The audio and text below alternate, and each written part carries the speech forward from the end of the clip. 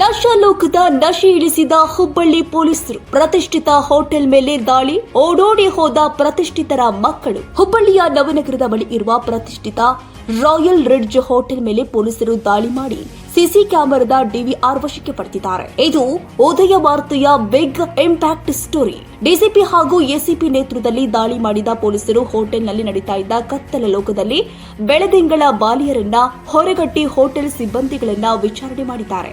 Hotel ಆರಂಭವಾದಾಗಿನಿಂದ ಈವರೆಗೂ ಯಾರು ಕೂಡ ಟಚ್ ಮಾಡದ ಹೋಟೆಲ್ ಅನ್ನ ಇವತ್ತು ಹುಬ್ಬಳ್ಳಿ ಪೊಲೀಸರು ಟಚ್ ಮಾಡಿ ಹೋಟೆಲ್ ಮಾಲೀಕರಿಗೆ ನಡುಕ ಹುಟ್ಟಿಸಿದ್ದಾರೆ. ಆ ಕತ್ತಲ ರಾತ್ರಿಯ ಬಗ್ಗೆ ನಿನ್ನೆ ಉದಯ ವಾರ್ತೆ ನ್ಯೂಸ್ ಕನ್ನಡ ಎಳೆಯಾಗಿ ವರದಿ ಪ್ರಸಾರ ಮಾಡಿತ್ತು.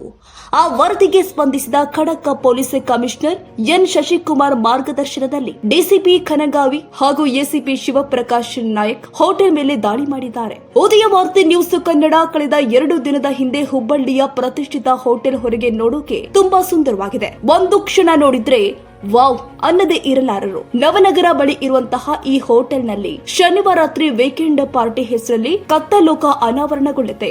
ರಾತ್ರಿ 1 ಗಂಟೆಯ ತನಕ ಇಲ್ಲಿ ಮಾದಕ ಲೋಕ ಅನಾವರಣವಾಗುತ್ತೆ. ಯುವಕ ಯುವತಿಯರ ನಶಾ ಲೋಕವನ್ನ ನೋಡಿದ್ರೆ ಹೆತ್ತ ತಂದೆ ತಾಯಿ ಪಶ್ಚಾತ್ತಾಪ ಪಡೋದಂತೂ ಸತ್ಯ ಅಂತ ಉದಯ ವಾರ್ತೆ ನ್ಯೂಸ್ ಕನ್ನಡ ವರದಿ ಮಾಡಿತ್ತು.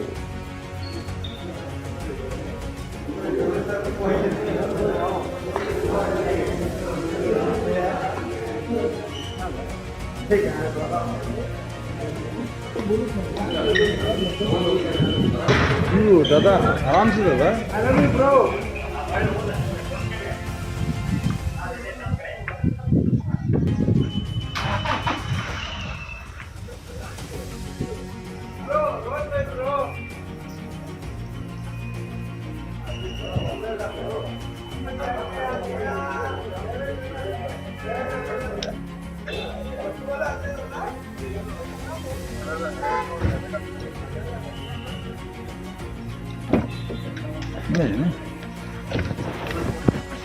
नहीं